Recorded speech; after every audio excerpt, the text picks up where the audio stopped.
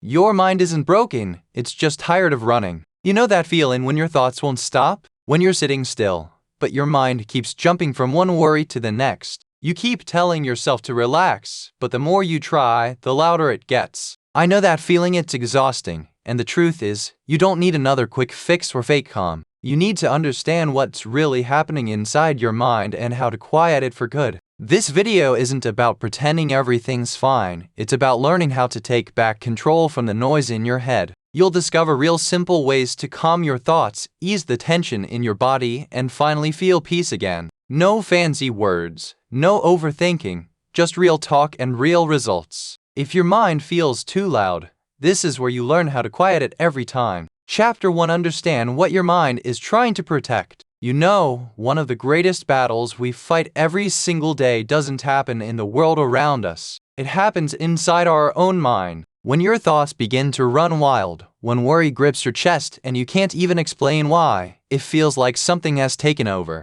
The heart races, your breathing tightens, and everything seems louder and faster. In those moments, it's easy to believe that your mind has turned against you. But here's the truth. Your mind isn't trying to hurt you, it's trying to protect you. It's doing its job just in the wrong way. An anxious mind is not a broken mind, it's a mind that's been working overtime to keep you safe. The problem is, it doesn't know when to stop. It sees threats that aren't really there, it warns you of dangers that have already passed, and it shouts louder than the voice of peace. So before you can quiet it, you have to understand it. You have to understand what it's trying to protect. The human mind has one main goal: survival. From the moment you were born, your brain started learning what hurts and what feels safe. Every painful moment, every rejection, every loss became a lesson your mind stored for later. So when you feel anxious before a meeting, or when you overthink a conversation, or when you panic about your future, your mind isn't trying to ruin your life. It's trying to stop you from repeating pain. It's remembering something from your past and saying, "Watch out, that hurt before. It let it happen again." But the truth is, most of those old memories don't fit your life anymore. You've grown, you're stronger now. The things that used to hurt you can't destroy you anymore, but your mind doesn't know that yet. It's still protecting the child you used to be, not the adult you become. So you have to teach it. You have to teach your mind that not every raised voice means danger. Not every unknown future means failure. Not every mistake means you're worthless. When anxiety hits, instead of saying, "What's wrong with me?" try asking, "What is my mind trying to protect right now?" That simple question changes everything. Because now, instead of fighting your anxiety, you're listening to it. You're turning confusion into understanding. Maybe your mind is trying to protect you from embarrassment because long ago you were laughed at. Maybe it's trying to protect you from loss because you've been left before. Maybe it's trying to protect you from failure because you were punished for it once. Once you see what your anxiety is guarding, you can talk to it with reason. You might say to yourself, "I understand why you're afraid, but this is not that same situation." When you do that, your mind begins to relax. Because anxiety is like a guard that never got the message that the war is over. It's standing at the gate, armed and alert, waiting for an attack that isn't coming. Once you tell it the truth, it starts to lower its weapon. Most people try to quiet their anxious mind by forcing it to stop. They distract themselves, they push their thoughts away, they fight to think positive. But fighting your anxiety only makes it stronger. The real power comes from understanding. The more you try to silence it without listening, the louder it becomes. The more you ignore it, the harder it pushes back. But when you turn toward it with curiosity, when you say, "I see you, I understand why you're here," the next time your mind starts racing, pause, feel your feet on the ground, take a slow breath in and out, and ask, "What are you trying to warn me about?" Don't judge the answer. You might hear, "I don't want to look foolish," or "I'm afraid they'll leave me," or "I don't want to fail again." Then gently respond, "Thank you for trying to protect me, but I'm safe right now." You'd be amazed how much power that simple moment of awareness can bring. The goal isn't to erase anxiety completely. It's to understand it so well that it loses its grip on you. Anxiety only controls what you refuse to understand. Once you see it clearly, it can't scare you the same way anymore. That's why self-awareness is not just an idea, it's survival for the soul. Many people think strength means never feeling fear, never feeling anxious. But that's not strength. True strength is noticing your anxiety, understanding its message, and choosing calm anyway. It's saying, "I see my mind trying to protect me, but I don't need that protection right now. That's how you regain control, not by suppressing your emotions, but by mastering them. Think about how many times your anxiety has tried to stop you from doing something new, starting a business, speaking in public, asking for what you deserve. Every time it whispers, "What if you fail?" But anxiety doesn't know the difference between real danger and imagined risk. It uses the same alarm bell for both. So if you wait until you feel no fear, you'll never move. But when you understand that fear is just your mind trying to keep you safe, you can thank it and still take a step forward. There's a quiet kind of power that comes from understanding your mind instead of fearing it.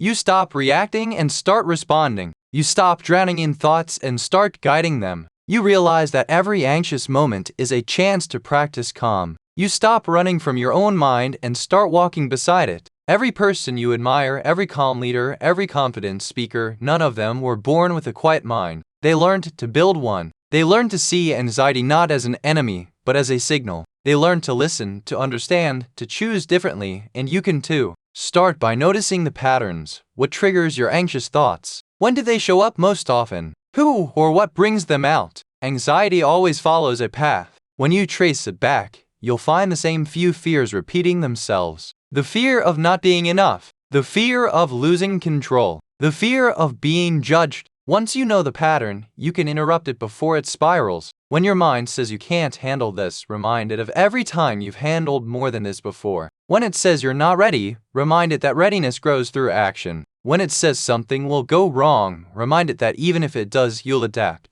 Anxiety loses its power when you stop believing every word it says. Your thoughts are not facts. They are stories your brain tells to protect you. Some are useful, but many are outdated. The key is learning which ones to keep and which ones to rewrite. That's how you quiet your anxious mind. You stop letting it be the author of your life story. You take back the pen. You cannot control every thought that appears, but you can choose which ones to believe. You can choose which ones deserve your attention. And the more you practice that choice, the easier it gets. Calm isn't a miracle that happens overnight. It's a skill you build moment by moment through awareness and patience. When you start understanding your mind, you stop being afraid of it. You start feeling compassion for yourself. You realize that anxiety isn't a sign of weakness. It's a sign that you care deeply. You care about your future, your relationships, your performance, your purpose. Anxiety is just care that's lost direction. When you guide it with understanding, that same energy becomes focus, discipline, and strength. If you're tired of living in constant worry, if your thoughts never seem to rest, remember this. Your mind isn't your enemy. It's been hurt before, and it's trying to protect you from getting hurt again. But you are not the same person who went through those old hurts. You're wiser now. You're capable now. You can tell your mind, "Thank you for caring,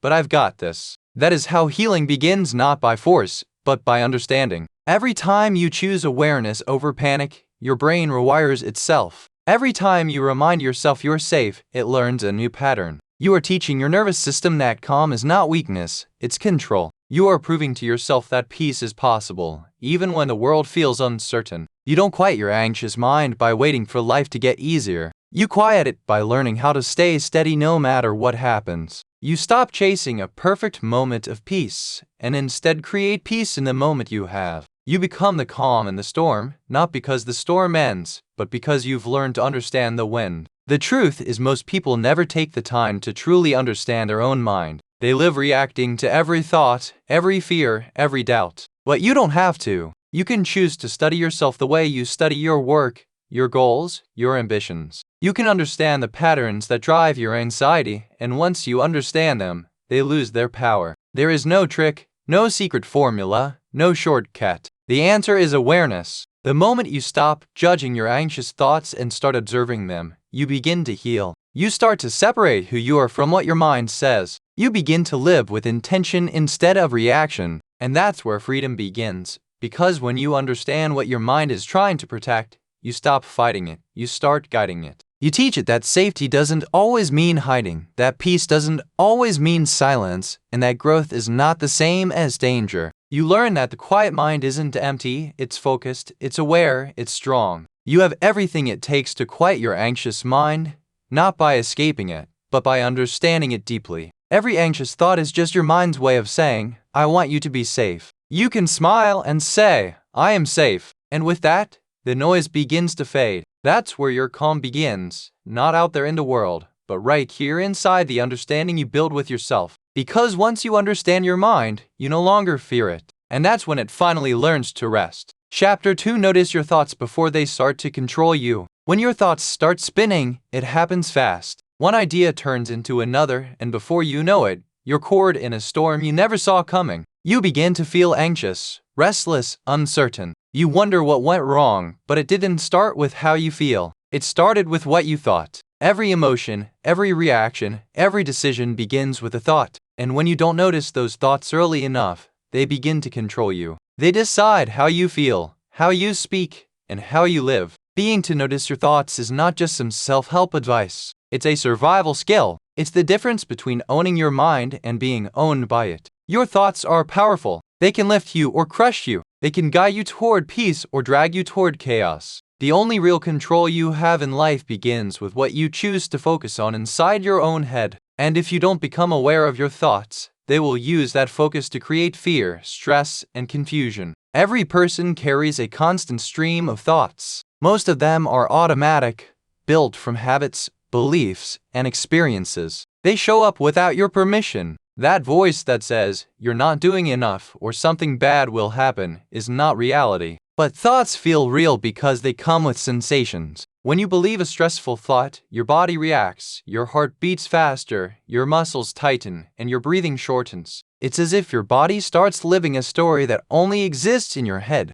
That's why noticing your thoughts early is so important. It gives you space to choose. You can't stop a thought from appearing, but you can decide what to do when it does. Most people let their minds wander all day, never realizing how much damage those wandering thoughts create. They replay mistakes, they predict failure, they imagine worst-case outcomes, and the more attention they give those thoughts, the more real they become. The mind is like a magnifying glass. It enlarges whatever you focus on. Focus on fear, and it grows. Focus on peace, and it expands. Awareness is that moment when you realize you are not your thoughts. You are the one who notices them. Imagine catching a thought right when it appears. You notice it saying, "I'm going to mess this up." Instead of reacting, you pause. You look at it and say, "That's an old fear, not a fact." That awareness is freedom. When you can see a thought for what it is, it loses its grip on you. It's just a passing signal, not a command. The problem is we live on autopilot. Our thoughts have been running the same programs for years, and we've become so used to them that we no longer question them. You might think, "I'm just an anxious person," or "I've always been like this." You're not anxious by nature. You simply practiced anxious thinking for a long time. Awareness is how you begin to change that. You can't change what you don't notice. The first step to peace is to pay attention. Start by becoming curious about your inner dialogue. Notice how you speak to yourself. When something goes wrong, do you blame yourself or encourage yourself? When you face something uncertain, do you imagine failure or possibility? Most people don't even realize how cruel their thoughts have become. They talk to themselves in ways they would never talk to a friend. And over time, that self-talk shapes your emotional state. If you repeat a thought enough, your brain begins to believe it's the truth. So awareness means catching those patterns early. When you feel tension rise, ask yourself, "What was I just thinking?" Most of the time you'll discover a thought like, "I'm not ready," or "I'm not good enough," or "this will go wrong." Simply noticing that thought begins to weaken it. You can observe it without obeying it. You can say, "That's just a thought passing through." Every time you do that, you take a small step away from fear and a small step toward calm. You can practice this awareness anywhere, in the car, at work, while washing dishes. Just notice what your mind is saying. You might be surprised by how often it predicts failure or replays old pain. You might hear it worrying about things that haven't even happened. The goal is not to stop it. It's to notice it without getting lost in it. The moment you notice a thought, you're no longer trapped inside it. You've stepped outside and become the observer. There's a kind of peace that comes from observing instead of reacting. You start to realize that most of your anxiety isn't caused by life. It's caused by your thinking about life. The problem isn't always what's happening around you. It's what's happening inside you. Two people can experience the same situation. One feels calm. The other feels panic because of what they tell themselves about it. Your thoughts create your experience. To quiet your anxious mind, you must become a watcher of your thoughts. You must learn to pause before reacting, to question before believing. When a thought says, "I'll never get through this," ask, "Is that true?" When a thought says, people will judge me, ask, can I really know that? When a thought says, this is too much, remind yourself, I've handled more before. The more you question your thoughts, the less they control you. Awareness grows with repetition. At first, you'll only notice your thoughts after they've already taken over. You'll catch yourself in the middle of worry, realizing you've been lost in it for minutes or hours. The goal isn't perfection, it's progress. The more you practice, the faster you'll catch it next time. Soon you'll start noticing thoughts right as they appear. You'll see them rise like waves, and instead of drowning in them, you'll let them pass. This awareness transforms how you experience anxiety. Instead of saying, I am anxious, you'll start saying, I am noticing anxious thoughts. That one small change separates who you are from what you think. It reminds you that thoughts are temporary. They come and go, but you remain. You are the constant behind them. When you stop identifying with every thought, you begin to take back control. You realize you can choose which ones to believe and which ones to ignore. You can choose thoughts that empower you instead of those that weaken you. You can choose calm over chaos, patience over panic. Awareness gives you that choice. Every time you notice a thought, label it gently. That's self-criticism. Naming creates distance. Once you see it clearly, it loses its power to control you. You can even thank it. Thank you, mind, for trying to keep me safe, but I'm okay right now. This small act teaches your brain that not every thought deserves a reaction. Over time, your awareness will grow so sharp that you can feel a thought forming before it fully arrives. People sense the early signs, the quick breath, the tight chest, the restless energy, and you'll know your mind is about to spin a story. That's your cue to pause, breathe, return to the present moment. Remind yourself, I can handle this thought without letting it handle me. When you live without awareness, your thoughts decide for you. They decide when you panic, when you doubt, when you freeze. When you live with awareness, you decide. You can feel fear without letting it rule your next move. You can feel uncertainty without losing your center. That's how peace begins, not by erasing all thoughts, but by understanding them before they take control. Human psychology tells us that thoughts create emotions and emotions drive behavior. If you change what you notice, you change how you feel, and that changes how you live. Awareness breaks the chain between thought and reaction. It gives you time to respond wisely instead of impulsively. That single second between thought and action is where your freedom lies. People often say they want peace of mind. What they really need is awareness of mind. Because once you can see your thoughts clearly, peace naturally follows. You don't have to chase it, it's already there beneath the noise. You just have to stop being dragged by every story your mind tells. This awareness also builds emotional strength. The more you observe your thoughts, the more confidence you gain in your ability to handle them. You stop fearing anxiety because you understand it. You realize you can witness a thought without falling apart. That realization changes everything. You stop running from discomfort. You stop trying to fix every feeling. You just stay present, steady, aware. You might think awareness sounds simple, but it takes practice. The mind loves movement. It doesn't like stillness. It wants to jump ahead, to solve, to compare, to judge. But you can train it. Start by taking short moments of awareness throughout your day. When you feel tension rising, stop and ask, what am I thinking right now? That question interrupts the automatic cycle. It brings you back to now. Awareness doesn't mean silence, it means clarity. You'll still have thoughts, but they won't dominate you. You'll still have fears, but they won't define you. You'll still have challenges, but they won't overwhelm you. Awareness doesn't erase difficulty, it gives you strength to face it. When you begin noticing your thoughts early, something amazing happens. You start to feel lighter. Your mind becomes less crowded. You realize most of what worried you is never real in the first place. You start enjoying the present moment more because you're not constantly lost in the future or past. You begin to see beauty in simple things again. A calm morning, a quiet breath, a clear sky. Awareness brings you home to yourself. After this truth, your thoughts will always try to lead, but you don't have to follow. You are not the voice in your head, you are the one who hears it. The sooner you notice that voice, the sooner you can decide whether to listen. Awareness is not a skill you practice once, it's a way of living. It's how you take back your life, one thought at a time. Every peaceful person you've ever met has learned this. They still have thoughts, they still have doubts, but they notice them quickly. They know how to see the wave coming before it hits. That's why they stay calm in chaos, they don't get pulled under. They've trained their awareness like a muscle, and that strength gives them freedom. It begins with one small step. Notice your thoughts before they start to control you. When they whisper fear, you listen, but don't obey. When they shout worry, you breathe and stay present. When they tell you you're not enough, you remind yourself you always were. And each time you do that, the noise inside quiets a little more. That's how you build peace. Not by trying to stop your mind, but by understanding it before it takes over. Awareness is your anchor. The more you notice, the freer you become. And the day you truly see your thoughts for what they are, temporary, fleeting, harmless, you'll feel something you may not have felt in years. Calm that lasts. Chapter 3. Accept the feeling instead of fighting it endlessly. There comes a moment when you have to stop running from what you feel. You can only push so long before exhaustion takes over. She grows when you resist it,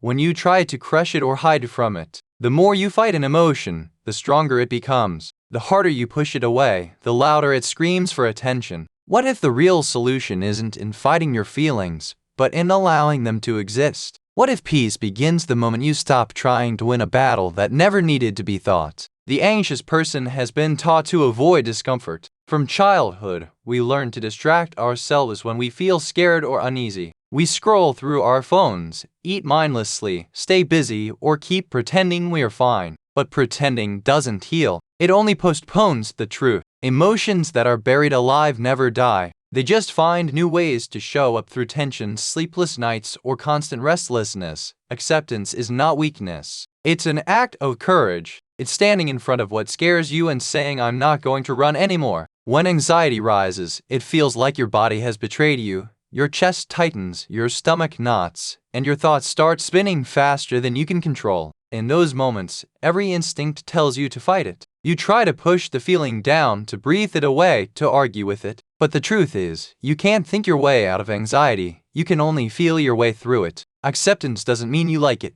It means you stop treating it like an enemy. Your body has wisdom. It reacts for a reason. When you accept what you feel, you begin to understand what your body has been trying to tell you all along. Maybe your anxiety is saying, I'm overwhelmed. Maybe it's saying, I need rest. Maybe it's saying, I don't feel safe here. Those messages can only reach you when you stop silencing them. Fighting your emotions blocks the lesson they care. Acceptance opens the door to understanding. Think about how you treat a friend who's in pain. You don't yell at them to stop crying. You don't tell them their feelings are wrong. You sit beside them and listen. You offer comfort, not correction. Why not do the same for yourself? When you feel anxious, you can say, I know this feels awful, but I'm here with you. That simple act of compassion changes the tone inside your mind. It shifts you from judgment to support. You become your own safe place. Most people confuse acceptance with surrender, but they're not the same. Surrender is giving up. Acceptance is awareness without resistance. When you accept what you feel, you acknowledge reality.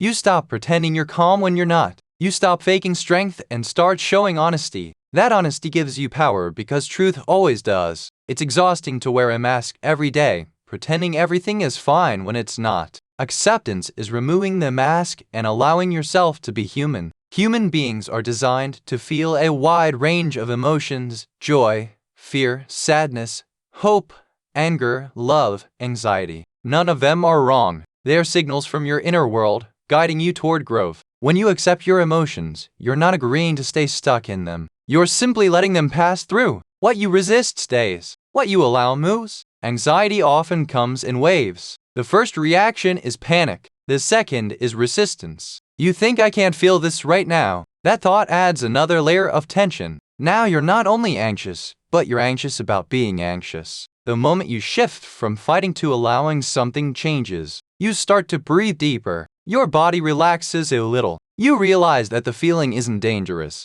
It's just uncomfortable, and discomfort, when allowed, begins to dissolve. When you accept a feeling, you stop feeding it with fear. Things need resistance to survive. They thrive on your rejection. The moment you say, okay, I feel anxious right now, you remove their power. You're no longer trapped in denial. You're grounded in truth. That truth sets you free to handle the moment with clarity instead of panic. Acceptance also teaches emotional resilience. You start to trust yourself again. You learn that no emotion can destroy you if you face it. The storm may come, but you remain standing. That inner strength builds over time. Every time you choose to feel instead of fight, you grow stronger. You prove to yourself that you can handle life as it is, not just when it's comfortable, but when it's raw and uncertain. There's a deep peace that comes from saying, this is what I feel right now, and that's okay. You don't need to justify it. You don't need to fix it immediately. You just need to be present with it. That presence allows your nervous system to settle.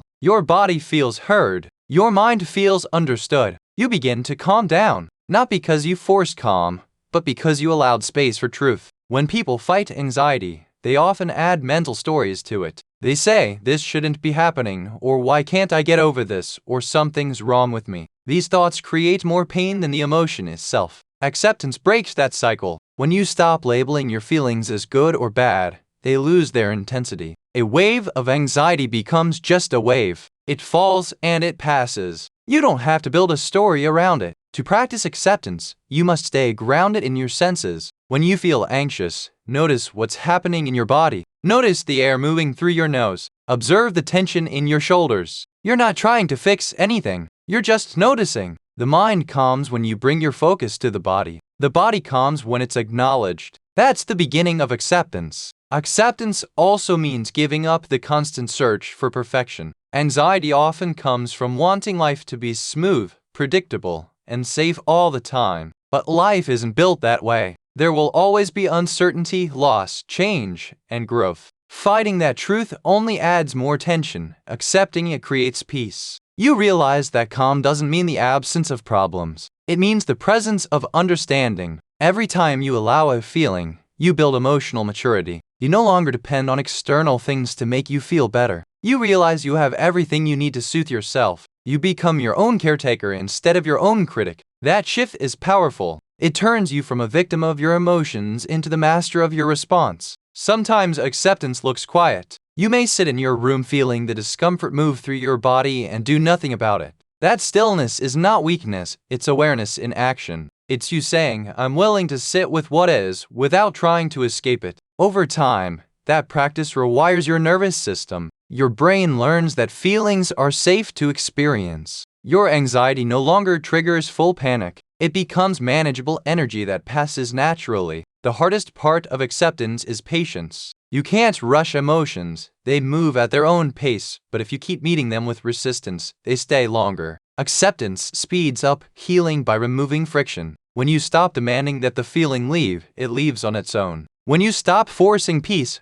peace arrives. There's beauty in allowing yourself to be imperfect. You don't have to have it all together. You don't have to smile when you don't feel like it. You don't have to hide your anxiety to seem strong. True strength is quiet honesty. It's saying, I'm not okay right now, but I know I will be. That truth carries dignity. It turns vulnerability into power. When you start practicing acceptance, you may notice emotions surface that you've ignored for years. Grief, shame, anger, fear. Don't be afraid of them. They've been waiting for your attention. They show up because they finally feel safe enough to be seen. They will go once they've been acknowledged. Every emotion you face brings more light into your awareness. In time, you'll notice that acceptance doesn't just quiet anxiety. It deepens your entire experience of life. You start feeling more present, more alive. You appreciate moments of calm more deeply because you've learned to sit with discomfort. You stop judging yourself for being human. You stop measuring your worth by how perfectly you handle pain. You realize that peace is not found by escaping emotions, but by embracing them fully.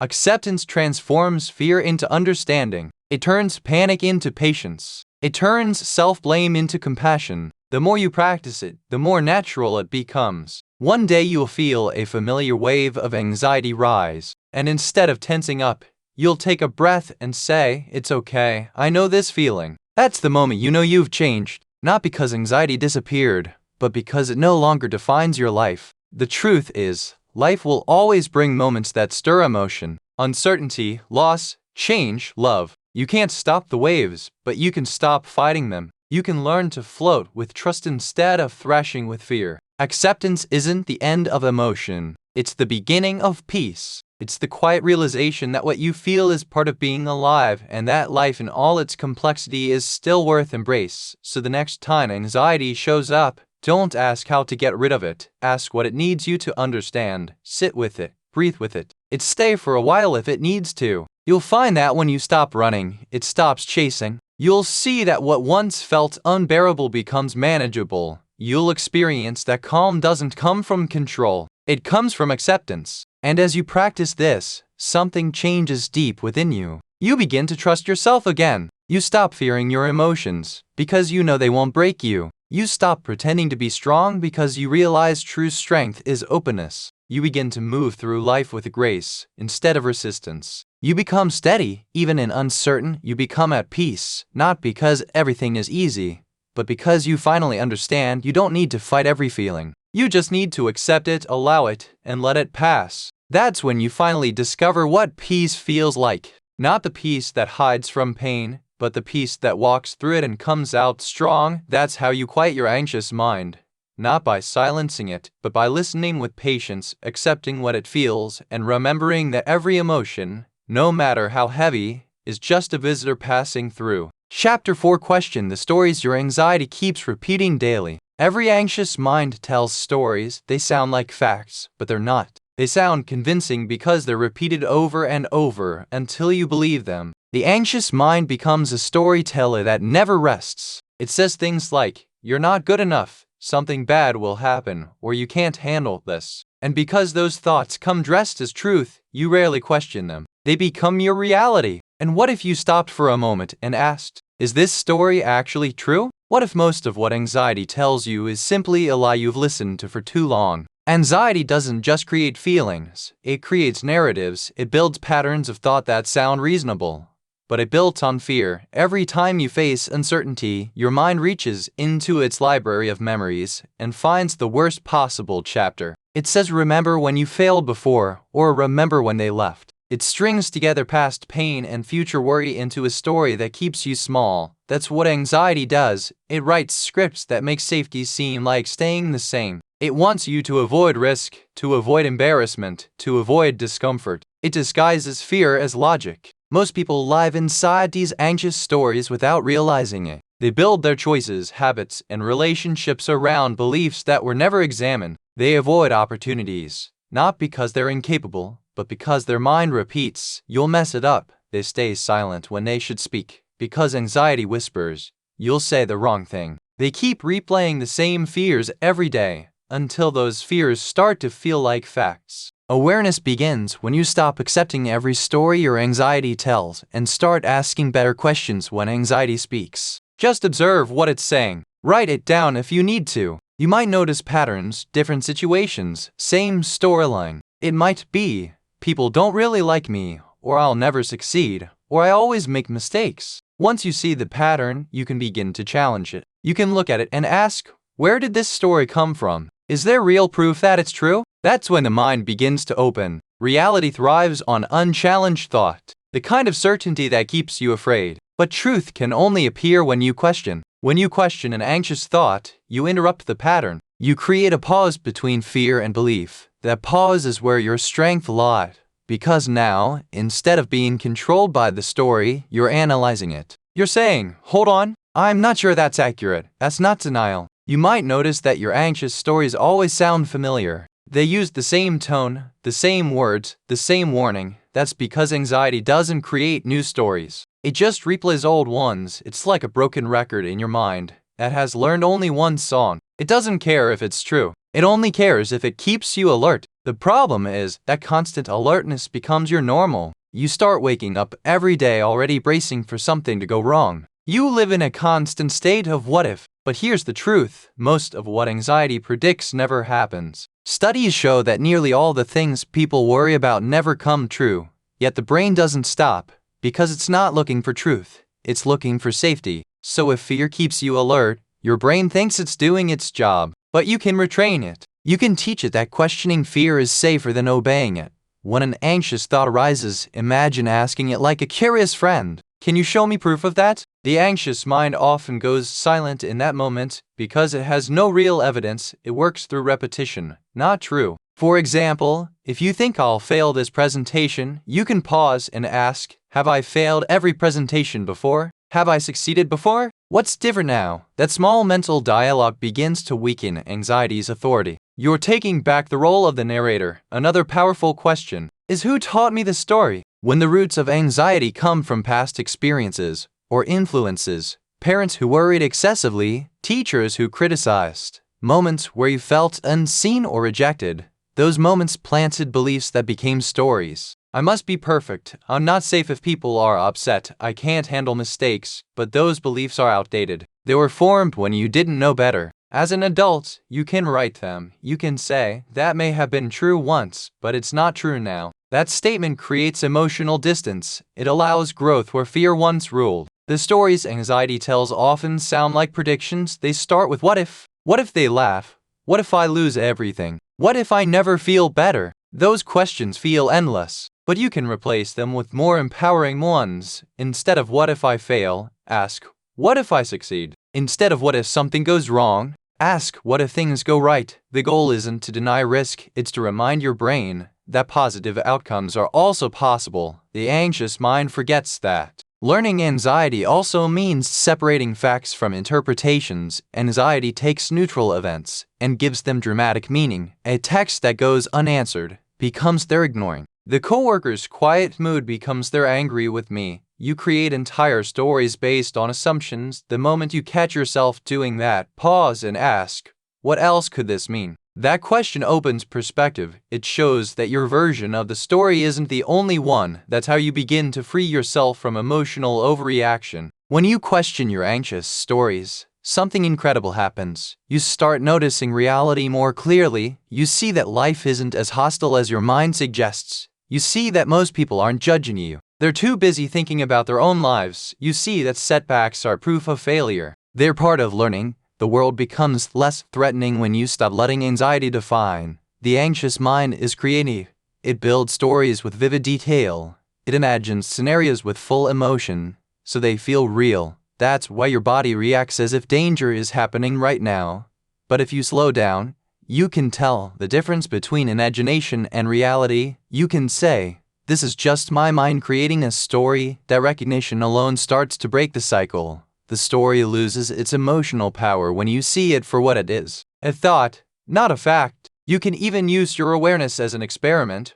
Write down your most common anxious predictions for a week. Then, at the end of that week, check which ones actually happened. You'll likely find that almost none of them came true. Seeing that pattern builds trust in reality and weakens your reliance on fear. Over time, your brain learns that these stories aren't useful. They're outdated habits that can be replaced with more accurate thinking. Challenging anxious stories also means learning to tolerate uncertainty. The anxious mind craves control. It wants clear answers, guaranteed outcomes, and perfect safety. When it doesn't get them, it invents stories to fill the gap. That's why you assume the worst. It gives you the illusion of preparation. But you can't control life through worry. The only thing you can control is your response. When you accept uncertainty as a normal part of life, you take away anxiety's favorite weapon. You no longer need stories to feel safe. You trust yourself to handle whatever happens. Over time, questioning your anxious stories becomes a habit. You start catching them in real time. You recognize the same fearful language and say, I know this voice. It's my anxiety trying to protect me again. That recognition doesn't require anger or judgment. It's gentle awareness. You don't have to fight your thoughts. You just have to stop believing them automatic. When you no longer believe every anxious story, your mind begins to quiet down naturally. The key is consistency. You can't challenge anxiety once and expect silence forever. You must keep questioning, keep observing, keep replacing fear with truth. The brain learns through repetition, and every time you question a fearful thought, you're training it to think differently. Eventually, the stories lose their emotional punch. They may still appear, but they won't hold the same weight. You'll recognize them as old scripts, not current reality. It's also important to speak truth to yourself out loud. The anxious mind is loud, and sometimes you need to meet it with clarity. Say, I hear this thought, but it's not true. Say, I don't have to believe everything my mind says. The voice of truth grows stronger every time you use it. You're building the new internal dialogue that values calm over chaos, presence over panic, logic over fear. Questioning your anxious stories doesn't mean erasing them. It means outgrowing them. You start realizing that anxiety is just a habit of thinking, not a definition of who you are. You are not born with those fearful beliefs. You learned them, which means you can unlearn them. You can rewrite every story anxiety ever told you, replacing fear with trust, self-doubt with evidence, panic with perspective. Eventually, you'll see that the stories anxiety tells are never about the present. They're always about the past or the future. They replay old wounds or predict new ones, but the present moment, the one you're living right now, is usually peaceful. When you bring your awareness back to the present, anxiety loses its stage. You can't rewrite a story that doesn't exist here and now. The freedom you seek doesn't come from controlling every thought. It comes from questioning them with honesty. You begin to trust your own judgment again. You start to feel lighter, more grounded. You realize that you don't have to believe every story just because your mind tells it. Some stories are just echoes, some are shadows of old fear. You can thank them for their intention to keep you safe and still choose a new one. Every time you question a fearful thought, you choose truth over illusion. You reclaim power from a mind that's been trying to protect you in all the wrong ways. You begin to live from awareness instead of reaction. That's the beginning of real peace. That's the moment when you stop being a character in your anxious story and start becoming the author of your life again. And as you keep practicing this day by day, moment by moment, you'll see your anxiety lose its influence. The stories will still appear, but they'll pass through like clouds in the sky. You won't chase them. You won't hide from them.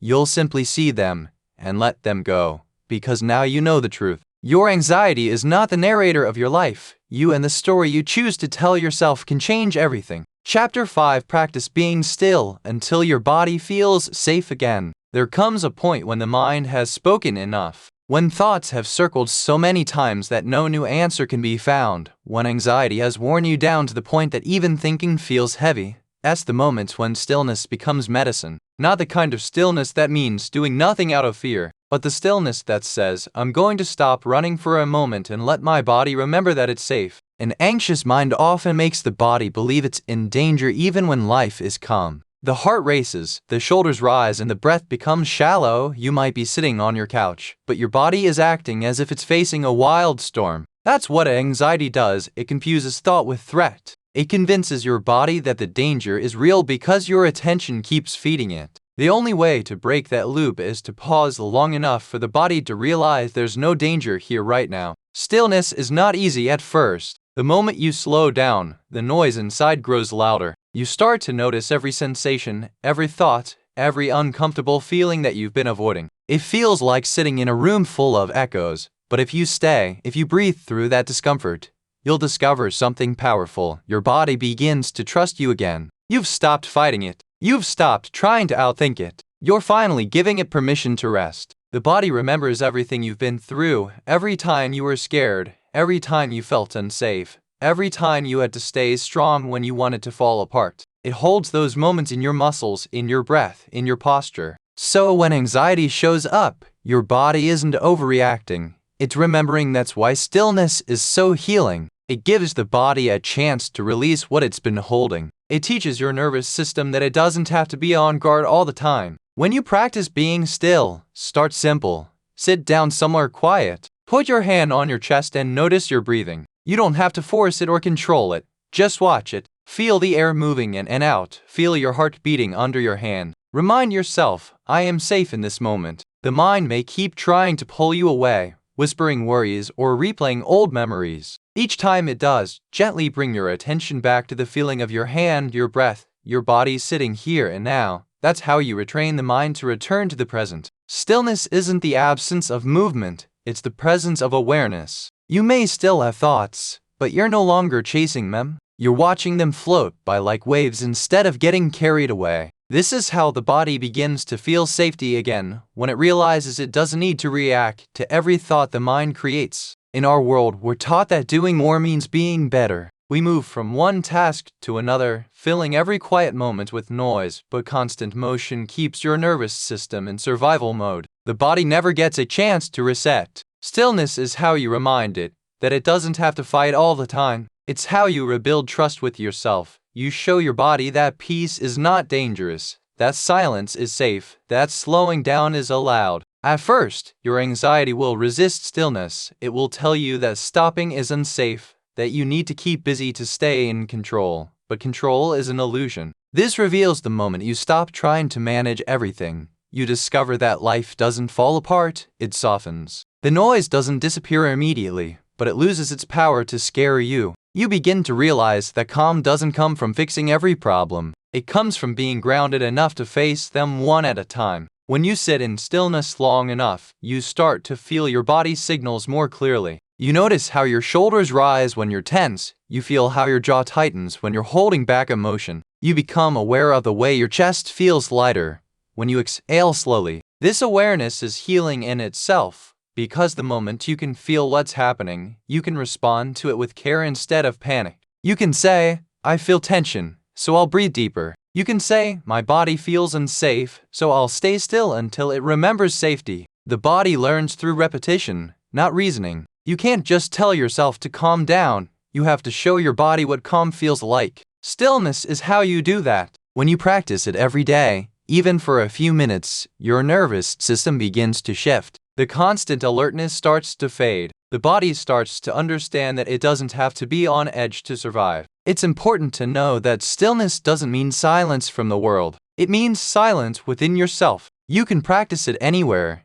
even in the middle of chaos. You could be sitting in traffic or standing in line at a store. All it takes is one deep breath and the decision to slow down your inner pace. The moment you choose to slow down inside, your body starts responding. The heart rate drops. You reclaim a sense of space inside yourself. Stillness reconnects you to your senses. When anxiety takes over, you leave your body and live in your head. You stop noticing the world around you. But when you return to stillness, you start to see again. You notice the warmth of sunlight on your skin, the rhythm of your breathing, the sound of your heartbeat. These simple sensations remind your body that it's alive and present, not trapped in old fear. That awareness is grounding. Being still also gives your emotions room to breathe. So often, anxiety builds because you never stop long enough to feel. You rush from one distraction to another, trying to stay ahead of discomfort. But emotions need space to move through you. When you're still, they rise, they speak, and then they fade. Stillness creates space for that natural flow. It teaches you that feelings are safe to experience and that they don't last forever. If your body feels restless when you first try to be still,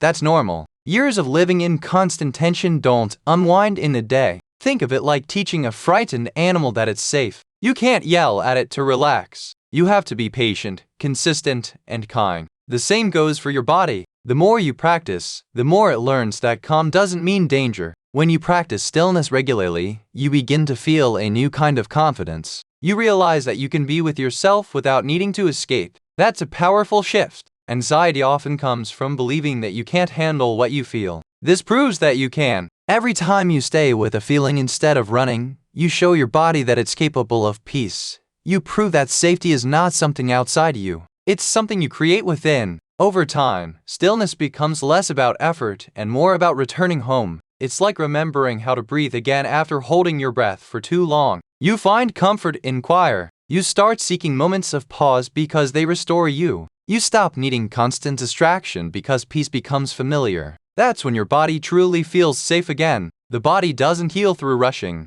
It heals through presence. Stillness is presence without pressure. It's being here right now with everything as it is. You don't need perfect surroundings. You don't need silence in the world to feel silence inside. You just need willingness to sit, to breathe, to feel, to let go. Each time you return to stillness, you repair the connection between your mind and your body. You remind them that they're on the same team. As your practice deepens, you'll notice that stillness changes your reactions to life. You stop overreacting to small things. You stop feeling like everything is urgent. You begin to respond instead of react. Your thoughts slow down enough for you to see clearly. You start noticing how often your anxiety was just noise created by speed. When the mind moves too fast, it imagines problems that don't exist. Stillness removes that illusion. It reveals what's real and what's not. Even in moments of chaos, stillness can become your anchor. You may feel panic rising, but you know how to pause. You take one breath and remind your body, we are safe right now. That single act shifts everything.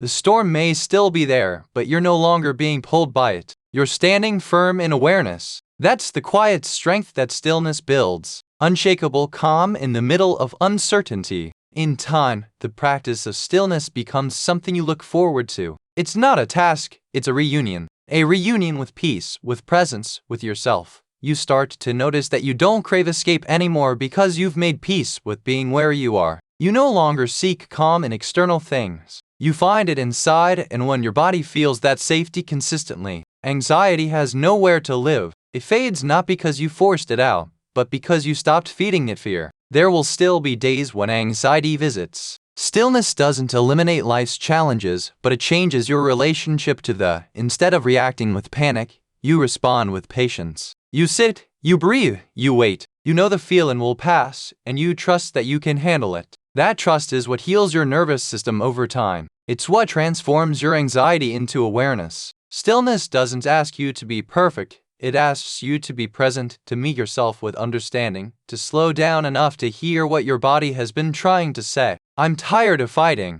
I just want to rest. And when you listen, truly listen, something inside you begins to suffer. The tension melts. The heart feels lighter. You start to sense safety, not because the world has changed, but because you have. That's the real power of stillness. It brings you back to yourself, beneath the noise, beneath the worry, beneath the fear. There's a quiet presence that's always been there. Stillness helps you touch that place again, and once you feel it, you'll know that safety isn't something you have to chase. It's something you can return to any time you choose to be stupid. Chapter 6. Replace constant thinking with small grounded actions. Now, there's a moment in every anxious person's life when thinking becomes the very thing that keeps them stuck. You sit there, trying to find the perfect answer, trying to think your way into calm, and the more you think, the worse you feel. The mind becomes a machine that won't shut off. It spins around every possibility, every what if, every mistake that might happen, every word that might be said. It convinces you that if you think just a little harder, you'll find certainty. Because anxiety feeds on thought, it needs constant analysis to survive. The more time you spend in your head, the less power you have in your life. You can't think your way out of overthinking. The only way to quiet the storm is through grounded action. Action pulls you out of your head and puts you back into the world. It tells your mind, we're not just thinking about life anymore, we're living it. Anxiety thrives on mental movement and dies in physical presence. You've spent enough time running circles in your thoughts. Now it's time to move, even if the step is small. Anxious thinking often begins with good intention. You want to feel prepared, to make the right decision, to prevent pain. So you think, you analyze every scenario, every potential outcome, but what you're really doing is building fear through imagination. The more you think, the more risks you see, and the smaller you become. You convince yourself that you need more information before acting, more clarity before moving, more courage before trying, yet none of those things arrive until you move first. Confidence doesn't come before action, it comes after. Grounded action means doing something small and real right where you are. And your mind is racing. You don't need to solve your entire life. You just need to take one step that brings you back to the present. Step outside and feel the air on your skin. Write down what's bothering you instead of replaying it in your head. Call someone you trust. Do something that involves your body, your senses, your breath. These tiny moments are not distractions, they're anchors. They pull you back into the reality your anxiety forgets.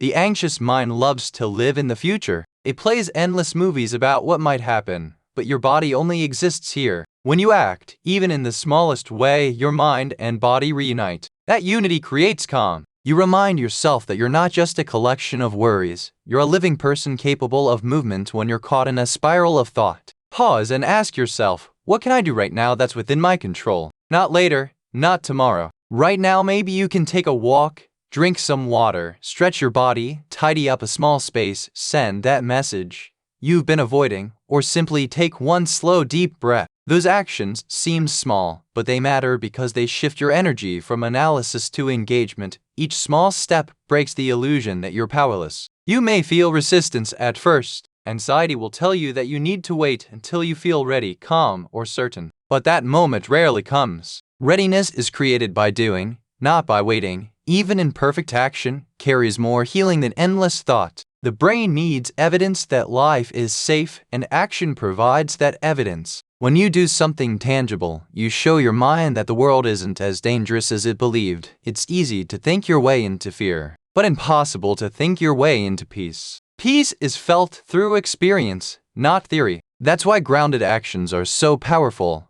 They create proof that life continues even when your mind screams otherwise. Each small movement becomes a quiet declaration. I'm not trapped in my thoughts. I'm here, and I'm capable. Anxiety often convinces you that big problems require big solutions, but healing is built on small consistencies. It's in making your bed when you'd rather stay in it. It's in showing up to your commitments, even when your mind tells you to cancel. It's in taking a shower when you feel overwhelmed. These are simple actions, but they interrupt the endless stream of thoughts that say, I can't. Every small act of doing weakens the voice of doubt. When you start acting, your focus shifts naturally. The mind can't fully spiral while the body is engaged. That's why creative work, exercise, or even cleaning can bring relief. Your attention is absorbed by something real. Not imagine the hands moving, the feet walking, the senses noticing. These things pull you out of the fog. You stop asking, what if, and start saying, what now? That's the language of action. Sometimes the most healing thing you can do is simplify the moment. If your mind says, I have too many problems, pick one, just one. Decide what one small thing you can handle today. Maybe it's making a call, finishing a task, or taking care of your body. When you act on one thing, your brain starts to calm because it sees movement instead of care. The impossible becomes manageable when it's divided into small pieces. Action also builds trust in yourself. Overthinking comes from fear of making the wrong move. You don't trust your ability to handle mistakes, so you freeze. But when you take small actions, you prove to yourself that you can adapt. Maybe not everything goes perfectly, but you survive it. You learn, adjust, grow. That self-trust is the foundation of peace. The more you trust yourself, the less control anxiety has over you. There's a deep sense of relief that comes from doing something instead of analyzing everything. Even the smallest motion creates progress. You start to see that life moves forward when you do. You stop waiting for the perfect mindset or the perfect plan. You realize that clarity comes from engagement. The action teaches you something your thoughts never could.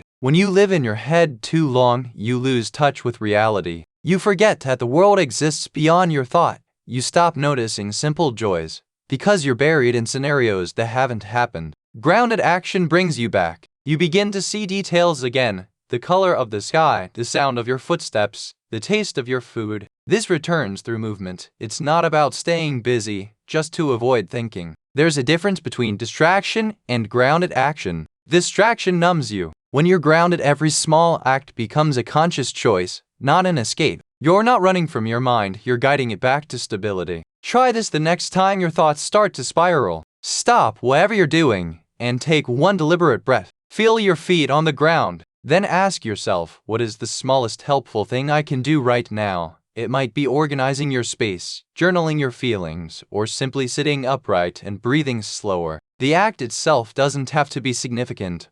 What matters is that it's real and present. Each time you do this, you interrupt the loop of war. You'll notice that your energy changes when you act. The same body that felt heavy with anxiety begins to feel lighter. You gain a sense of control, not because you fixed everything, but because you're no longer frozen. Movement creates moment. You begin to see that calm isn't something you wait for, it's something you build. One action at a time. The thinking often disguises itself as problem solving. The mind says, I just need to figure this out. But what it's really doing is avoiding discomfort. Grounded action exposes that avoidance. It forces you to meet reality instead of escaping into thoughts. Reality is simpler than your fears make it seem. Most of the time, life isn't asking for a perfect decision, it's asking for a next step. Action also reconnects you to purpose. Anxiety narrows your focus until all you see is the problem. You lose sight of what matters. But when you start doing small, meaningful things, writing, helping someone, creating, learning, you remind yourself that you're more than your worries. Purpose expands your perspective. It pulls you out of the tiny world inside your mind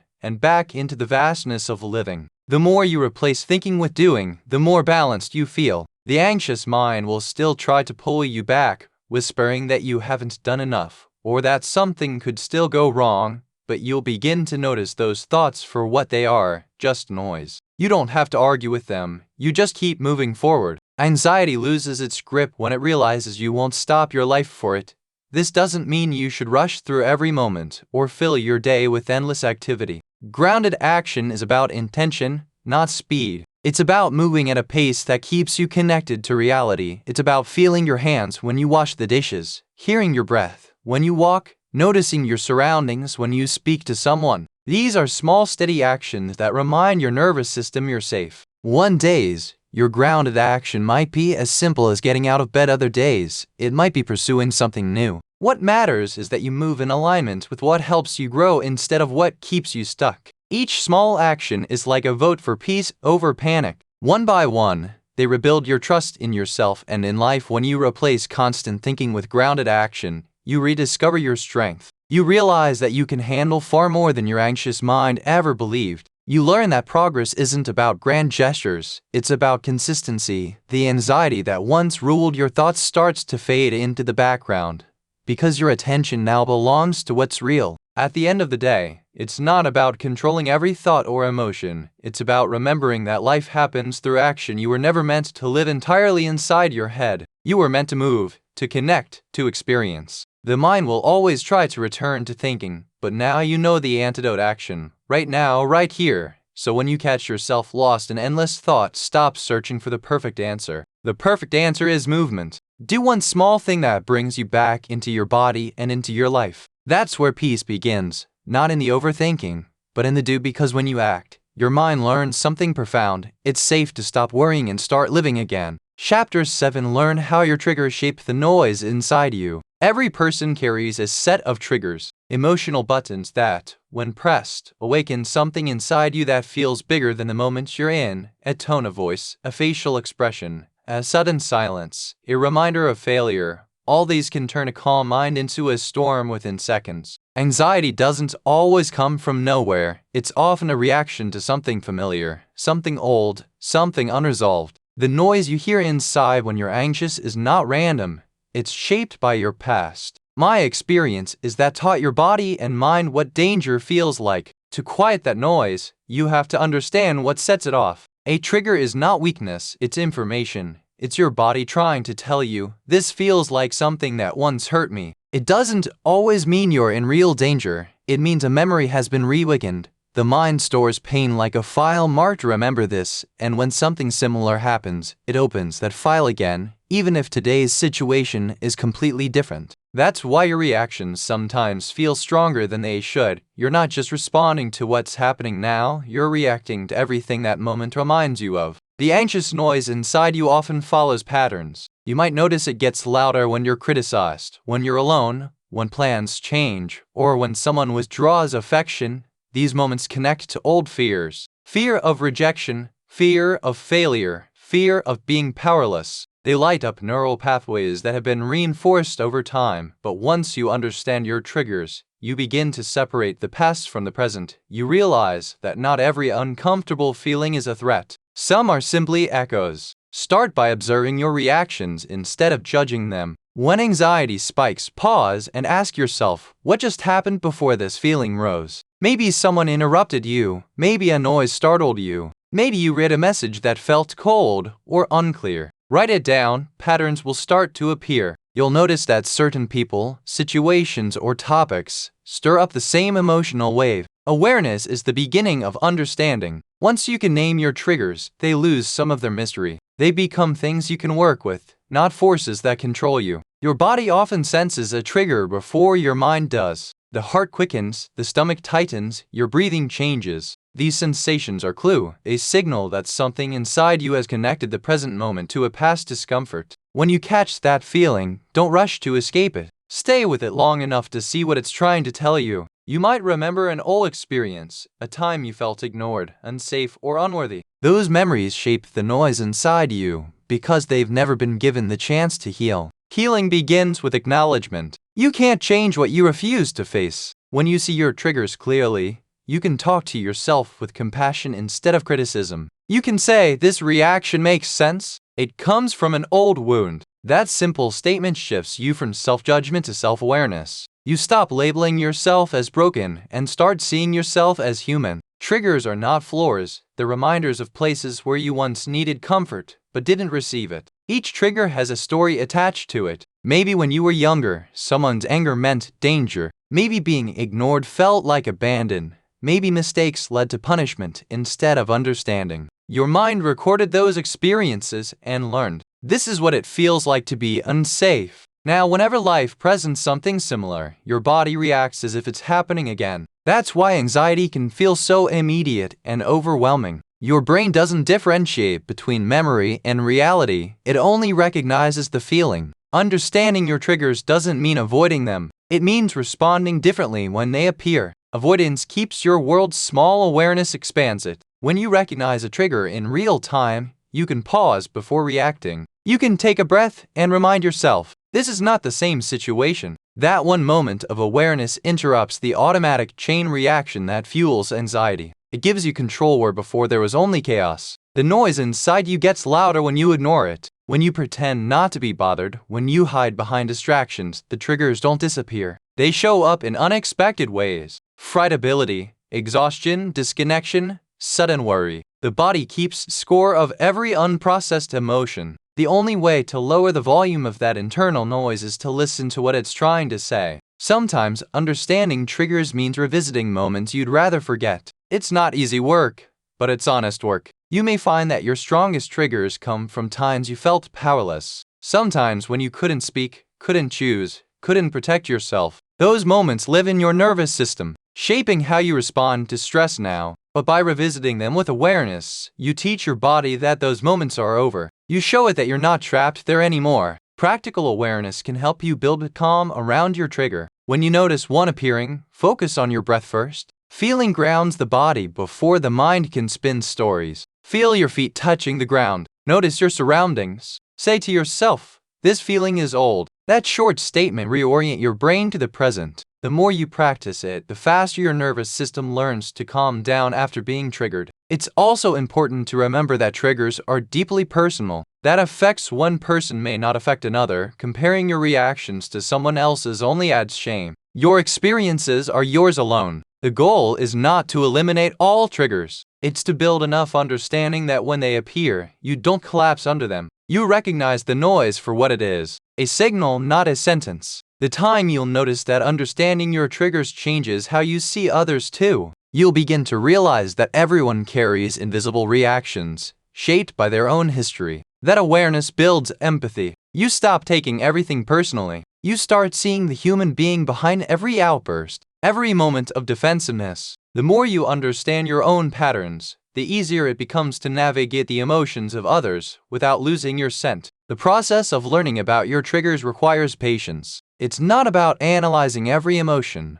but observing with kindness. Sometimes the reason behind a reaction won't be clear right away, and that's okay. What matters is that you're paying attention. Each moment of awareness weakens anxiety's grip because it breaks the pattern of unconscious reaction. There's a moment when you begin to hear the noise inside differently. At first, it sounds like chaos, too much fear, but as you understand your triggers, the noise becomes less confusing. You start recognizing the voices within it. You hear the part of you that's scared, the part that's trying to protect, the part that still wants comfort. You realize that the noise isn't the enemy. This communication, it's your system's way of asking for care. When you meet that noise with compassion, something shifts. Instead of trying to silence it, you listen. Instead of calling yourself overreactive, you ask, what part of me needs reassurance right now? That internal dialogue softens anxiety because it replaces judgment with understanding. You become your own comfort instead of waiting for someone else to provide it. Creating your triggers also helps you create healthier boundaries.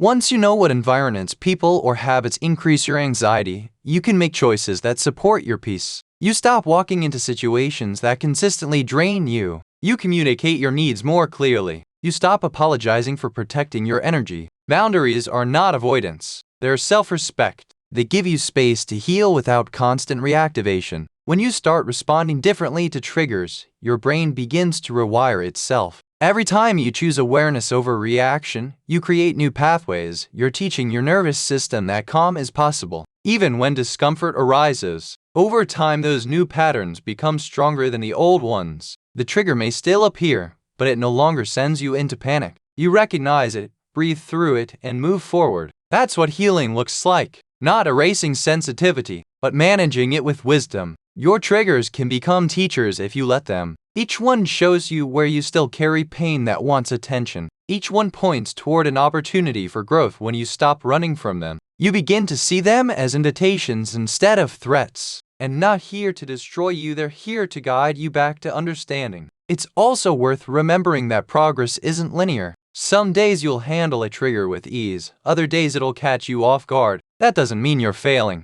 It means you're human. Growth is built on awareness. Every time you come back to understanding after a reaction, you're strengthening your emotional resilience. The more you learn about your triggers, the quieter the noise inside becomes. The chaos turns into clarity. You stop feeling like a victim of your emotions and start seeing yourself as the observer of them. You begin to anticipate what might unsettle you and prepare with calm instead of fear. That preparation isn't control. It's living with awareness instead of reaction. Usually you realize that the goal isn't to eliminate every trigger, but to become so connected to yourself that no trigger can shake your foundation. You still feel the wave of emotion, but it doesn't drown you. You hear the noise, but it doesn't define you. You understand it for what it is, a signal from within, reminding you to care for yourself, to slow down, to breathe, to return home to your peace. That's the quiet victory of awareness. It's steady, deep, and real. When you know your triggers, you stop fearing them. You stop feeling powerless. You begin to live with a new kind of confidence, the kind that comes from knowing that whatever happens, you understand yourself well enough to face it. You are no longer reacting blindly to life. You're responding with wisdom. The noise inside doesn't need to be silenced completely. It needs to be understood. Once you learn how your triggers shape that noise, you'll find that peace isn't the absence of feeling. It's the presence of understanding. And when you live from that place, your anxiety loses its power. The world doesn't change, but you do. You move through life with more awareness, more calm, and more control over your inner world than ever before. Trust yourself enough to pause before reacting fearfully. There is a quiet power that lives inside the pause. It's the space between what happens to you and how you choose to respond. In that small, invisible gap lies freedom. Most people don't see it because fear moves faster than awareness. Something triggers your anxiety, and before you even realize it, you've already reacted. Your heart races, your voice rises, your thoughts spin. You say or do things you later regret. You fall into the same pattern over and over again. Not because you're weak, but because fear always wants to be first. To change that, you must learn to pause. But more than that, you must trust yourself enough to believe that pausing won't destroy you. This mind tells you that if you don't react right away, something bad will happen. It makes urgency feel like survival. It whispers that silence means danger, that hesitation means failure, that waiting means losing control. You speak before you think, you defend before you understand, you assume before you see. All of this comes from a lack of trust. Trust in yourself, in your strength, in your ability to stay calm even when life feels uncertain. But when you trust yourself enough to pause, everything changes. You begin to realize that reacting fearfully has never truly protected you. It has only drained your peace. Pausing is not weakness, it's wisdom. It's the decision to give yourself one moment of space before letting fear take the wheel. And that space, clarity grows. Your breathing slows, your perspective widens. You begin to see that not every situation demands an instant reaction. Some things just need your calm presence. Some moments only need understanding. The pause is where you move from impulse to intention. It's where you stop being controlled by fear and start choosing from awareness. Trusting yourself enough to pause means believing that you can handle whatever feelings arise in that silence. Fear will try to convince you that if you don't act immediately, the discomfort will overwhelm you. But when you allow yourself to feel that discomfort fully, to breathe through it instead of running from it, you teach your body that fear doesn't have to be obeyed. You learn that emotion is energy, and it passes when you stop feeding it reaction. That's how calm is built. Not by suppressing fear, but by sitting still long enough to let it lose its momentum. Think about the last time you reacted from fear. Maybe you sent a message too quickly, said something you didn't mean, avoided a conversation, or overthought a situation until it became unbearable. In the moment it felt necessary. Fear always makes its reaction seem urgent. But later, once your mind cleared, you saw things differently. You realized that the situation wasn't as dangerous or hopeless as it seemed. That's the difference between reaction and reflection, the difference between chaos and control. If you had paused just a little longer, you would have responded from reason. Not panic when you pause, you give yourself permission to see reality as it is, not as your fear imagines it. You might still feel anxiety in your chest, but now you can observe it instead of obeying it. You can say to yourself, I feel fear, but that doesn't mean I'm in danger. I can wait before I act. That statement is powerful because it puts you back in charge of your emotions. It reminds your nervous system that you're safe enough to stay still. Every time you do this,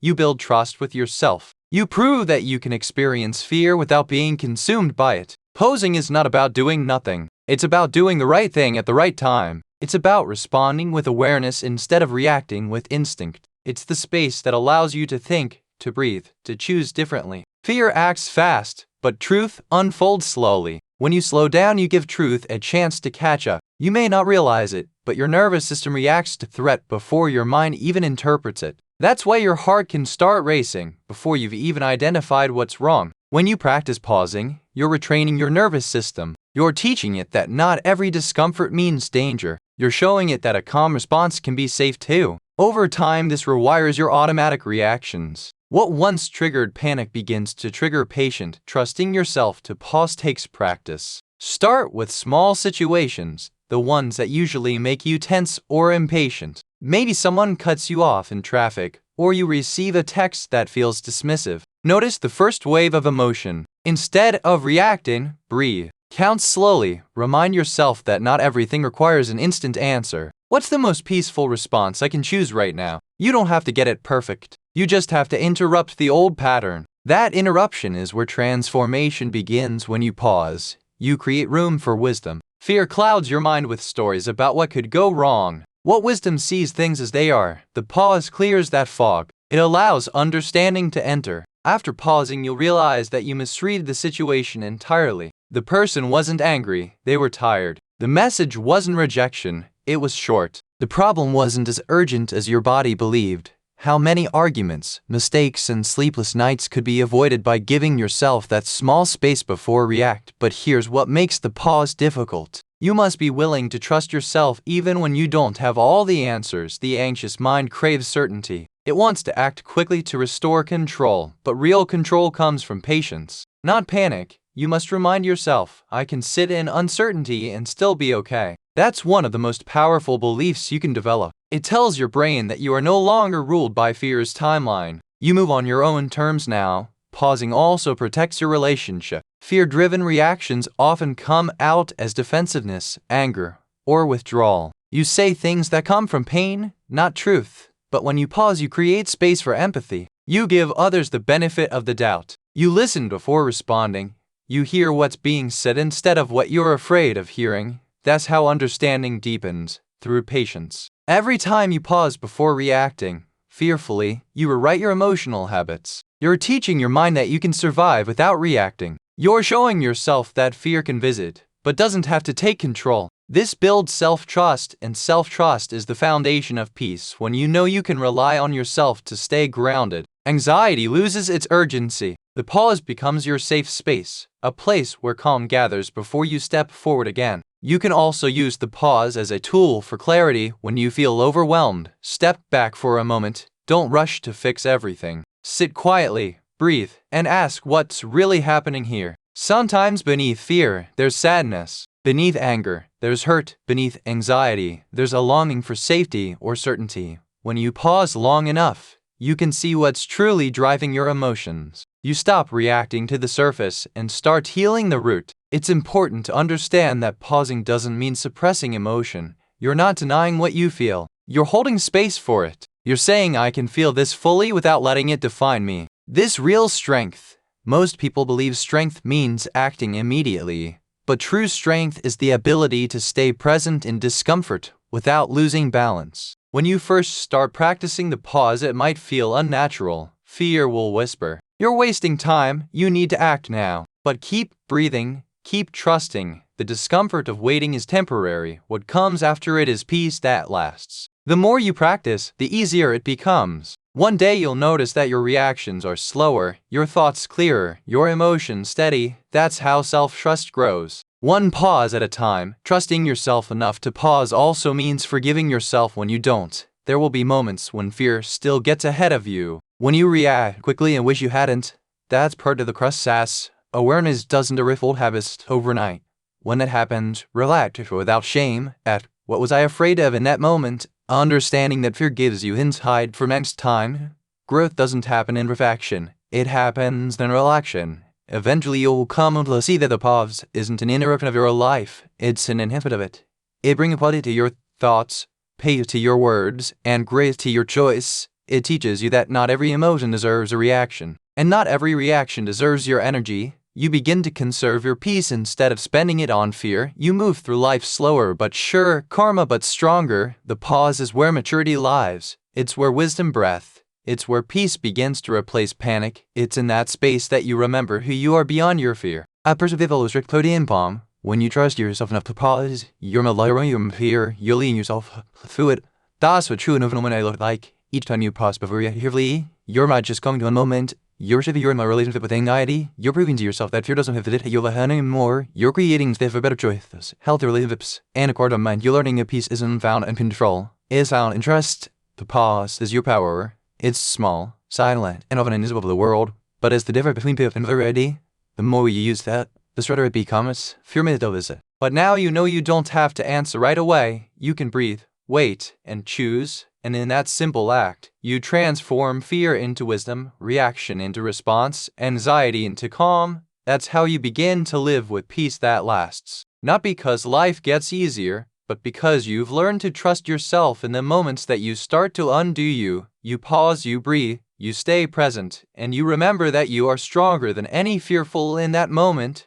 You are free. Chapter 9. Build emotional strength by facing what you avoid. Every anxious mind has one common habit. It avoids discomfort, confrontation, uncertainty, risk, and even success. It avoids anything that feels like it could bring emotional pain. But what most people never realize is that avoidance is the silent fuel that keeps anxiety alive. The things you run from don't disappear, they wait. They sit quietly in the corners of your mind, growing stronger every time you turn away. The more you avoid what scares you, the smaller your world becomes. True emotional strength doesn't come from avoiding fear, it comes from facing it. Avoidance feels safe in the moment. When you push away what you don't want to feel, you get temporary relief. The thought passes, the tension drops, the heart slows. For a few minutes you feel like you're in control, but the price of that momentary relief is long-term anxiety. Because when you avoid something, you teach your brain that the avoided thing is dangerous. You reinforce the idea that you can't handle it. Over time, that message becomes automatic. You stop trusting yourself to face life directly, and every challenge begins to look like a threat. Facing what you avoid isn't about forcing yourself into pain, it's about reclaiming your confidence. It's about showing your mind that fear doesn't define your limits.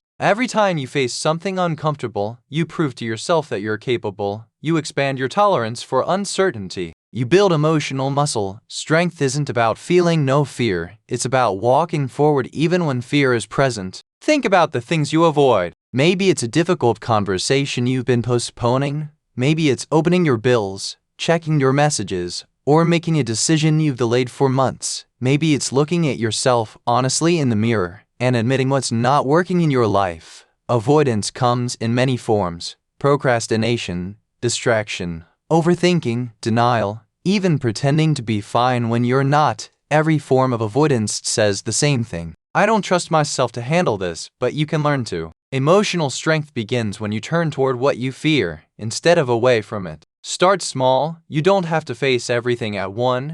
Pick one thing you've been avoiding, and make a plan to meet it. If you've been avoiding a difficult talk, write down what you want to say. If you've been avoiding a task, break it into the smallest possible steps, and start with one. The goal is not perfection, it's momentum. Each step toward what you fear teaches your brain a new truth. I can do hard things and survive. The first few times you face something uncomfortable, your anxiety will spike. This normal, your mind will resist. It will tell you to wait, to prepare more, to think it through again. But courage doesn't wait for comfort. Courage grows through discomfort. The more you stay present with the feeling, the less power it has over you. What you face consistently becomes familiar, and what's familiar becomes manageable. That's how fear loses its edge. Through exposure, not escape. Avoidance creates a life filled with unfinished moments. You might think you're protecting yourself, but you're really building invisible walls that keep you stuck. When you face what you've been avoiding, those walls begin to fall. You start to feel lighter, clearer, more alive. You stop carrying the weight of what if and start discovering the power of what now. The act of facing what you fear doesn't just reduce anxiety, it restores your sense of self. Most people overestimate how painful it will be to face something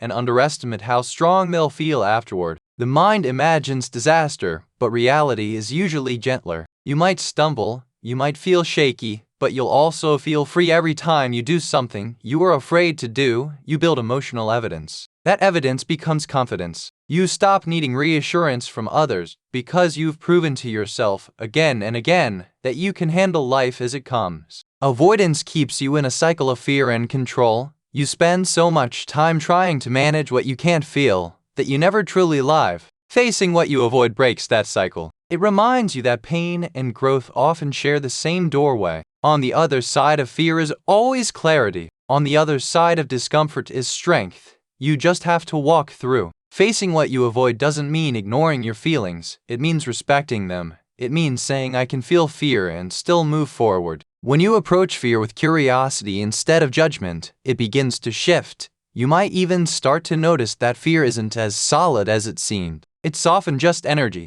facing through your body, waiting to be acknowledged. Once you let yourself feel it without running, it begins to fail. Emotional strength isn't built in grand moments. It's built in small, ordinary ones. It's built when you answer the call you've been putting off, when you speak the truth you've been holding back, when you show up even though your mind tells you to stay high. Each time you do, you prove to yourself that fear doesn't have the final say. That's what builds resilience. Not avoiding the storm, but learning to stand in the rain until it passes. Avoidance drains your confidence because it tells your mind that your powerless. Action restores it because it proves you're capable. You don't need to eliminate, you need to act alongside it. The most successful and grounded people in the world feel fear too. They've just learned to move through it. They've stopped treating discomfort as danger and started treating it as direction. The things you avoid often point to the areas where your greatest growth is waiting. Start viewing discomfort as information. If something makes you uneasy, ask yourself why.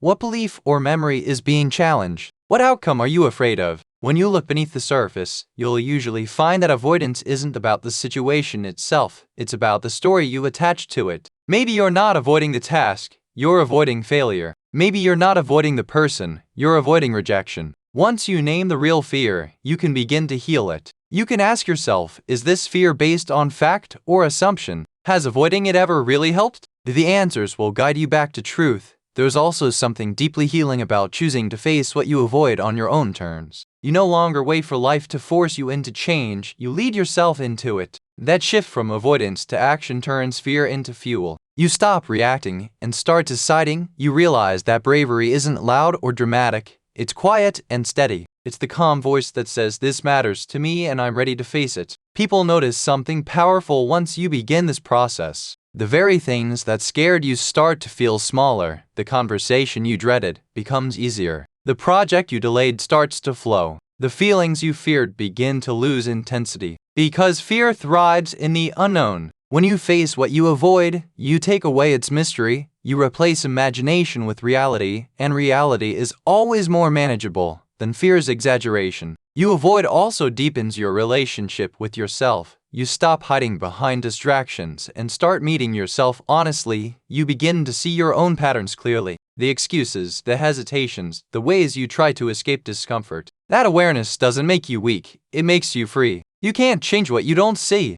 Meeting yourself fully, without judgment, is one of the bravest things you'll ever do. As you grow stronger, you'll begin to notice that your definition of hard changes. What used to terrify you becomes normal. What used to drain you becomes manageable. That's the gift of facing fear. It transforms your limits. You stop being afraid of fear. You stop needing everything to be easy. You start trusting your ability to endure. That trust is emotional strength in its purest form. There will be moments when you slip back into avoidance. That's okay. The goal isn't to be fearless, it's to be aware every time you catch yourself avoiding. You have a choice: continue the old pattern or create a new one. Even if you take one small step toward the thing you fear, you're breaking the cycle. That's how real change happens. Not in a single leap, but in repeated choices to face what you once fled. When you live a life of avoidance, anxiety grows louder because it's trying to warn you about all the things you've left unresolved. But when you face those things, anxiety quiets down. It no longer needs to shout because you're finally listening. You're meeting life directly, and your mind can relax knowing you're no longer running.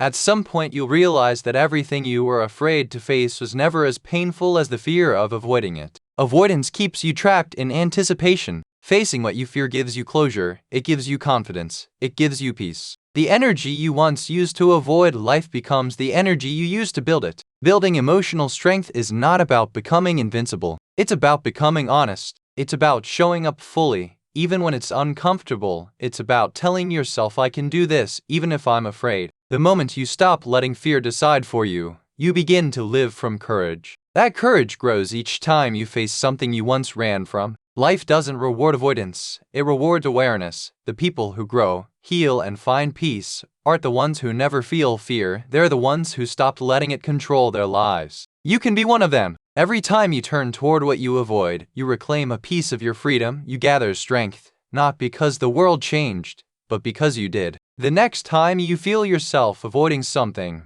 pause, take a breath. Ask, what am I afraid will happen if I face this? Then take one small step anywhere. Don't wait until you feel ready. Readiness is built through doing. You'll stumble, you'll sweat, you'll doubt, but you'll also grow stronger. The fear will lessen, the avoidance will fade, and one day you'll look back and realize that the things that once ruled your mind no longer control you. That's what emotional strength really is, the quiet confidence that comes from meeting life head-on. You stop running, you stop hiding, you stop living with courage and self-trust, and when you do, the anxious mind that once kept you trapped begins to rap because now, it knows something it didn't before. You're not running from fear anymore. You're walking through it one brave step at a time. Light each moment as proof that you're enough. There comes a time in every person's life when the endless striving, comparing, and doubting begins to wear you down. You reach a point where you start to ask yourself, when will it ever feel like enough? Enough effort, enough success, enough growth,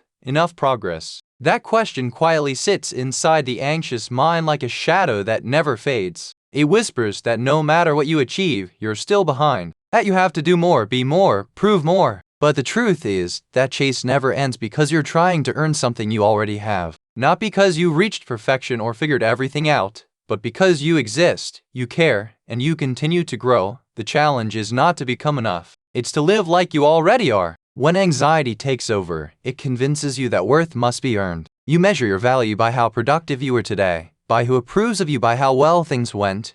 You turn your life into a scoreboard that's never satisfied. The smallest setback feels like failure, and every success fades too quickly to matter. This is the trap of conditional worth. The belief that you must prove your value through constant doing, that you can't quiet your mind by chasing validation. You quiet it by living each moment as proof that you are already enough. Being enough doesn't mean you stop growing or trying. It means you stop growing from a place of emptiness. You stop chasing goals to fill a void and start creating from a place of wholeness. You still work hard, but now you do it because you love what you're building, not because you're afraid of falling short. That's what it means to live with self-acceptance, to act from peace, not pressure. Every moment gives you a chance to practice this truth. You can treat yourself with the same respect you show others. You can look at your reflection and choose appreciation over criticism. You can take a deep breath and remind yourself that your worth didn't disappear because today was difficult. The more you practice this, the more your nervous system learns that it's safe to relax even when things aren't perfect. Anxiety thrives on self-doubt, but self-trust quiets it. Most of your anxious thoughts come from the belief that something is missing. You think peace will arrive once you fix yourself, your situation, or your future, but the more you chase that next thing, the further peace drifts away. The mind keeps moving. The finish line, living as proof that you are enough, means you stop waiting for peace and start creating it now. You learn to enjoy the moment you're in, even when it's imperfect. You stop postponing joy until you earn it. When you wake up in the morning, before your thoughts rush in, you have a brief moment of quiet awareness. That stillness is your true self, complete, steady, enough. The anxious voice enters soon after, telling you what's wrong, what's missing, what could go wrong today. But that voice is just noise built from habit. The real you is the awareness beneath it. When you return to that awareness throughout your day, by breathing, by noticing, by being present, you remember your worth. You remember that you don't need to prove it. Living as proof that you're enough is a practice of mindfulness in motion. It's choosing to slow down, to notice. It's recognizing that you can do ordinary things like cooking a meal, sending an email, or talking to a friend and still be living meaningfully. You don't have to constantly achieve something remarkable to have a valuable day. Because peace is found in small moments, the way sunlight hits your face, the sound of laughter, the quiet satisfaction of being alive, those moments are proof that you belong, that you matter, that your existence itself is enough. Anxiety tells you that you must fix yourself before you can rest. It convinces you that rest is laziness, that stillness is unproductive, but rest is not a reward, it's a right. Rest is what keeps you grounded enough to remember your worth. When you allow yourself to rest without guilt, you're telling your mind, I deserve peace even now. That message is one of the most powerful forms of healing. You might think that living as if you're enough means giving up ambition, but it's the opposite. It means your ambition becomes healthier. You stop working to prove your worth and start working to express it. You stop competing for validation and start creating from joy. That shift changes everything. It makes success feel lighter and failure less painful because your identity isn't attached to the outcome anymore. You build this kind of strength by noticing how you speak to yourself. Most people are harshest toward themselves when they're struggling. The inner voice says, you should be doing better or you'll never get it right. Those words don't motivate you, they drain you. If a friend came to you with the same struggle, you'd respond with patience and care. You tell them they're doing their best. Living as proof that you're enough means giving yourself the same grade. You become your own ally instead of your own critic. Society fades in the presence of self-compassion. When you stop attacking yourself for being human, your body relaxes. You stop living on edge. You start realizing that you don't need to earn your right to breathe ease. You were born deserving of peace. The world may have convinced you otherwise, but that belief can be unlearned. Every time you choose kindness toward yourself, you rewrite that old programming. You remind your nervous system that it's safe to rest, safe to feel, safe to just be. There's a moment in healing when you realize that life doesn't have to be perfect to be good. You begin to appreciate progress over perfection. You celebrate small victories, the days you showed up, the moments you stayed calm, the times you tried again after failing. These are not small things. They are the quiet evidence that you are growing, that you are enough. You no longer need dramatic change to feel worthy. Small steps are proof of your strength. Living each moment as proof that you are enough also means being fully present with your emotion. When sadness appears, you don't push it away. When joy arises, you don't question it. When anxiety comes, you meet it with understanding. You let yourself feel without judgment. This is what emotional maturity looks like. Not controlling feelings, but accepting that every emotion you experience is part of being human, and that humanity is what makes you whole. You can practice this even during difficult days. When you make a mistake, instead of spiraling into shame, take a breath and say, I'm still worthy. When someone misunderstands you, remind yourself, their opinion doesn't define my value. When life feels uncertain, whisper, I'm safe where I am. These small affirmations build self-trust. They remind your mind and body that you no longer need to prove your right to belong. Many people spend their entire lives waiting for external validation to confirm their worth. They chase success, approval, relationships, recognition, only to find that none of it quiets the noise inside. It's because worth is not something anyone can give you. It's something you decide to believe about yourself. The moment you stop outsourcing that belief, you gain true freedom. You become whole not because others see it, but because you do. When you live from this truth, you start experiencing life different. You enjoy your work without being consumed by it. You connect with others without fear of judgment. You make mistakes and recover quickly. You take time for yourself without guilt. You don't live waiting for the next achievement to feel peace. You create peace as you go. You no longer chase moments of enoughness. Living as proof that you're enough is not a one-time realization. It's a daily practice. Some mornings you'll forget. You'll wake up and the anxious voice will return, telling you that you're falling behind, that you're not doing enough. Each time that voice appears, you have a choice. You can believe it, or you can return to the truth. You can pause, breathe, and remind yourself, I don't need to earn my worth. I am enough right now. That repetition builds new belief. You also begin to see others differently when you live from this truth. You stop measuring your worth against theirs. You recognize that everyone is on their own path, learning their own lessons, fighting their own silent battle. You start celebrating others' success without feeling smaller. You realize that someone else's light doesn't dim your own. The anxious habit of comparison loses power when you know you're enough. One of the greatest gifts you can give yourself is permission to exist without constant improvement. Growth will still happen naturally, but it will come from peace, not pressure. You'll find that the more you accept yourself, the easier it becomes to grow. Acceptance is not the end of growth. It's the soil where growth flourishes. When you feel safe within yourself, you have the strength to evolve without fear. Being as proof that you're enough is also about presence. Anxiety thrives on living in the future. What might be missing? But when you focus on this moment, anxiety weakens. You start to notice that right now, in this exact second, you are safe. You are doing your best. Life unfolds in the present. When you live here, you stop chasing what's already here sometimes. Living like you're enough means slowing down when the world tells you to speed up.